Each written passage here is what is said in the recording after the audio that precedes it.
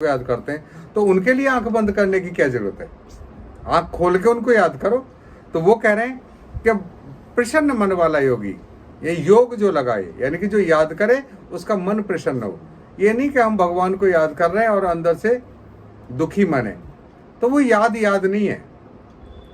किसी के लिए न शोक करता है, यानी किसी के लिए नहीं शोक करना। हमने क्यों शोक करना भाई? हमें एक दिन दुनिया को छोड़ना है, हमें एक दिन शरीर भी छोड़ना है, तो हमें शोक किस बात का? और हमें आना है उसके बाद दोबारा इस संसार में, तो हमें दुख किस बात का? शरीर ही तो बदलते हैं हम। जैसे सांप अपने शरीर की कांचली बदलता है ना, और वो नया हो जाता है। तो शरीर क्या कांचली की तरह, जब ये शरीर हमारा बुजुर्ग हो जाएगा और इसके ऑर्गन, जब इसका लीवर, हार्ट, किडनी हमारा काम का नहीं रहेगा, तो ये अपने आप बंद होंगे और हम शरीर को छोड़ देंगे, नया शरीर मिल जाएगा। तो शोक किस बात का? तो हमारा जो शरीर है ये क्या होगा, शरीर यहीं रहेगा संसार में, और हमारे कोई रिलेटिव जाएंगे, इसको है ना दाह संस्कार करेंगे, और उसकी जो मिट्टी है वो गंगा जी में बहा देंगे, और गंगा जी का है ना जल क्या होगा, सारे खेतों में जाएगा, उन प्लांटों में लगेगा, उन प्लांटों से फिर पोषक तत्व आएंगे, फिर हमारा शरीर बन जाएगा। तो जहां से जो आए थे पोषक तत्व वहां गए, और जो आत्मा थी वो परमात्मा के पास गई। जब एंड में हमें परमात्मा के पास जाना है तो उसे हम याद क्यों ना करें?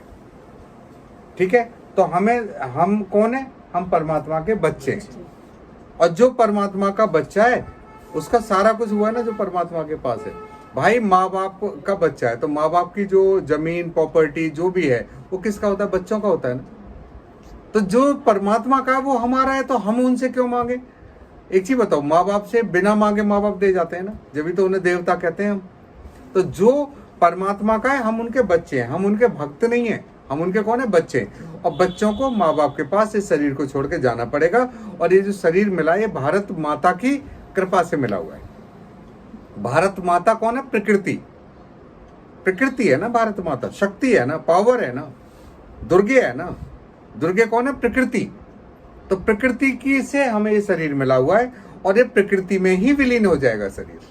ठीक है, तो हमें न किसी के लिए शोक करना है, न किसी की आकांक्षा ही करनी है। हमें आकांक्षा किस बात की? शरीर को पालन करने के लिए चाहिए, और हम अपना जीवन जी रहे हैं, अपने संस्कारों को चेंज कर रहे हैं। इस संसार में हम क्यों आए? शरीर को पालन करने के लिए चाहिए ना, खाना चाहिए ना, कपड़े चाहिए ना, रहने के लिए, ऋतुओं से बचने के लिए मकान चाहिए। और हम इस संसार में क्यों आए हुए? जो हमारे पूर्व जन्म के संस्कार थे, वो संस्कारों को हम अच्छा करें, शुद्ध करें, जिससे ये भी हमारा जीवन अच्छा बने, कल भी हमारा अच्छा बने, और वो जीवन भी अच्छा बने। क्योंकि आत्मा अपने संस्कारों को लेके जाएगी, और जिन संस्कारों को लेके आत्मा जाएगी उन्हीं संस्कारों के साथ दूसरा जीवन चलेगा। ठीक है, ना किसी की आकांक्षा ही करता है। नहीं, आकांक्षा नहीं करनी, जो आ रहा है आने दो ना, अपने आप ही। प्रभु ईश्वरीय कृपा से चल रहा है ना सारे का सारा। ये सोचो मैं कुछ नहीं कर रहा ना, जो चल रहा है ईश्वरीय कृपा से चल रहा है। अपने शरीर को उपराम स्थिति में देखो, अपने शरीर को दृष्टा के रूप में देखो, कि जो मेरे कार्य कराए जा रहे हैं वो प्रकृति के द्वारा कराए जा रहे हैं। क्योंकि प्रकृति में सात्विक, राजसिक और तामसिक 3 गुण है, और तीनों गुण हमारे ऊपर ओवरलैप पाते जा रहे हैं। और जब हम कर्म करते हैं तो हमें देखना है इस टाइम हमारा गुण कौन सा चल रहा है, और जौन सा गुण चल रहा है। अगर आपको लग रहा है सात्विक गुण में हूं तो काम करो, आपको लग रहा है तामसिक गुण है, बिल्कुल मत करो। राजसिक गुण है, बच जाओ। नॉर्मल इंसान नहीं है आप। भारत का एक भी इंसान नॉर्मल इंसान नहीं है। ये देवभूमि है, ये ऋषियों की भूमि है।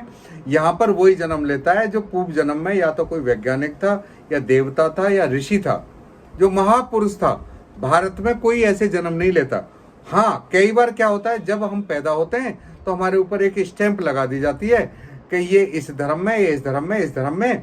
बच्चे को क्या पता किस धर्म में, और जो स्टैंप लग जाती है उसके हिसाब से उसको ऐसा फील होता है मैं ये ही हूं। तो हमारे देश में जाति और पंथ, इन दोनों से हमें सबको, भारतवासियों को बच के रहना चाहिए। क्योंकि यहाँ जितने भी पैदा होते हैं वो सब देवता होते हैं, और सभी क्या है? सनातन के अंदर, सनातन धर्म के अंदर है। ये तो सनातन धर्म है। भारत क्या है? भारत है सनातन धर्म, सबसे पुराना धर्म, सबकी जड़, सबकी माँ और बाप कौन है? सनातन धर्म। तो जितना भारत में जो भी पैदा होता है, जो किसी भी पंथ और किसी भी धर्म के अंदर है, वो सब सनातनी है। तो ये हमें सोच के चलना है। समस्त प्राणियों में सब भाव वाला, जब सारे के सारे सनातनी है, और सभी एक जैसे, और सभी ऋषि हैं, सभी यहाँ वैज्ञानिक हैं, तो क्या है, सब में समभाव वाला होना चाहिए। वो कह रहे हैं सबका भाव क्या होना चाहिए, सम होना चाहिए। ठीक है, क्योंकि सब तत्व से जानते हैं ना एक दूसरे को। शरीर तत्व से भारत माता की कृपा से मिला हुआ है, और जो हमारी आत्मा है, जो शक्ति है, वो परमपिता परमात्मा के बच्चा है। तो क्या होगा, समभाव वाला। इसीलिए हम क्या कहते हैं, विश्व का कल्याण हो, सनातन धर्म की जय हो। जय किसकी बोलते हैं, सनातन धर्म। सनातन धर्म की जय हो, विश्व का कल्याण हो, भारत माता की जय हो, गौ माता की जय हो। क्योंकि गौ जो माता है वो हमें हर तरीका से हमारी परवरिश करती है। उसका जो दूध है हमारी माँ के दूध के समान होता है। उसकी एक एक चीज पता है, एक ही गौ ऐसी है, एक ही जानवरों में गौ ऐसी है जिसके अंदर से 50% जो सांस छोड़ती है तो ऑक्सीजन निकलती है। और कोई ऐसा प्राणी नहीं है, सिर्फ पीपल ऐसा है जो कार्बन डाइऑक्साइड लेता है, ऑक्सीजन छोड़ता है, दिन रात ऑक्सीजन छेड़ता है, और उसके अंदर कार्बन डाइऑक्साइड इकट्ठा नहीं रह सकती, ऑक्सीजन होती है वहां पर। ठीक है, तो इसीलिए क्या है, और गऊ क्या है, गऊ ऑक्सीजन जो है ना खींचती है और आधी ऑक्सीजन छोड़ती है। इसीलिए जो जीसस क्राइस्ट है, जब मदर मेरी, जो ये जो क्रिश्चियंस के जो संस्थापक हैं, मदर मेरी क्या करती थी, गायों की पूजा करती थी। और गाय के तबेले में जीसस क्राइस्ट पैदा हुए थे। ठंड का दिन था 25 दिसंबर, और इतनी ठंड थी वहां पर, बहुत ठंड। तो जब वो पैदा हो गया था, प्री मैच्योर डिलीवरी हुई थी, पूरे महीने से पहले हो गई थी, क्योंकि Jesus Christ pre mature delivery में हुए थे। तो गायों ने क्या किया था, चारों तरफ से अपने मुंह से उसको सांस दी थी, क्योंकि गाय के मुंह से जो निकलती है वो ऑक्सीजन निकलती है 50%। इसीलिए हमें गाय के गर्दन पे उसके ऊपर हाथ फिराना चाहिए, और जब गाय को हम खाना खिलाते हैं तो हमारे हाथ को वो चाट ले, कैसे ऐसा खाना वो हो। और हमें जब हाथ को वो चाट ले तो हाथ को धोना नहीं है, उससे अपने कामों को करते जाओ, क्योंकि उससे सारे बैक्टीरिया वायरस सब खत्म हो गए। गाय का जहां सांस लगेगी वहां बैक्टीरिया वायरस नहीं बचेगा। इसीलिए घर में गाय को अगर पालेंगे तो आधी बीमारियां खत्म हो जाती हैं। तुलसी और गाय जिस घर के अंदर है वहां बीमारियों का वास नहीं होता, वहां देवताओं का वास होता है। ठीक है, इसीलिए गाय अगर हम नहीं पालते थे तो गाय के गोबर से हमें वहां चौका लिपते थे। हम जो खाना बनाते थे गाय के गोबर से, जो भी हम है ना श्रद्धा पूर्वक तरीके से पूजा करते थे तो गाय के कंडों से, गोबर के कंडों से। क्योंकि जब गाय के कंडे को अगर हम हवन के अंदर जलाएंगे तो सारे बैक्टीरिया वायरस सब खत्म, ना कोरोना बचेगा ना कोरोना का बाप। ठीक है, हाँ। तो वो कहते हैं मेरी योगी पराभक्ति को प्राप्त हो जाता है।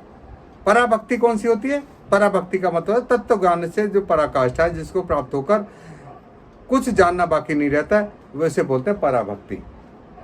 ये आपको जो हम बता रहे हैं ये तत्व ज्ञान से बता रहे हैं कि तत्व का ज्ञान क्या है, और इस ज्ञान से वो कह रहे हैं कि वो मेरी पराभक्ति को प्राप्त हो जाता है, यानी कि वो सीधा सीधा उसे मेरी पावर्स